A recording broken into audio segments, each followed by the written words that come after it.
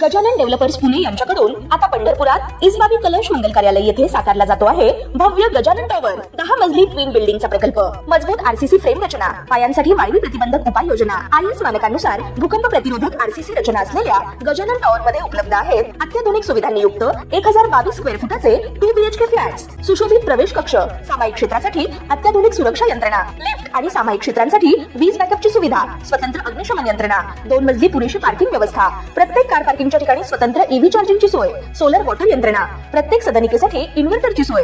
इसबाबी कलश मंगल कार्यालया शेजारी साकारल्या जात असणाऱ्या गजानन टॉवर मध्ये आजच आपला हक्काचा आणि आधुनिक सुविधांनी परिपूर्ण अलिशान फ्रीसाठी संपर्क क्रमांक 7677700025। ताज्या घडामोडी पाहण्यासाठी PVN म्हणजेच पंढरी वार्ता न्यूज या चॅनलला सबस्क्राईब करा।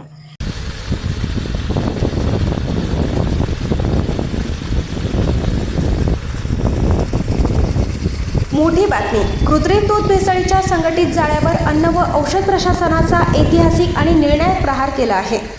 सार्वजनिक आरोग्याशी थेट खेळणाऱ्या रॅकेटचा पर्दाफाश करण्यात आला असून 5 जिल्ह्यांमध्ये एकाच वेळी संयुक्त धाडी टाकून पुरवठा साखळी उद्ध्वस्त करण्यात आली आहे। पुणे, अहिल्यानगर, सोलापूर, जालना व ठाणे येथे एकाच वेळी नियोजनबद्ध छापे टाकण्यात आले व यात मोठा मुद्देमाल जप्त करण्यात आला आहे।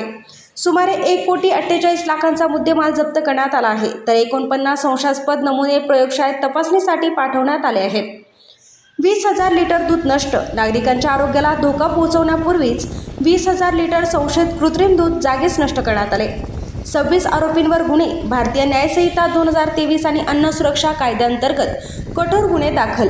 मुख्य सूत्रधार सुशांत हिंगे मंचर याच्यासह आतापर्यंत 13 आरोपींना अटक करून 5 दिवसांची पोलीस कोठडी मिळाली आहे।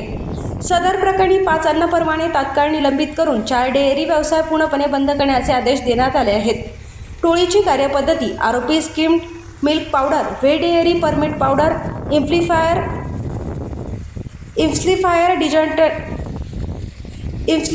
डिटर्जंट, शॅम्पू आणि पाम तेल यांचे मिश्रण करून कृत्रिम दूध तयार करायचे।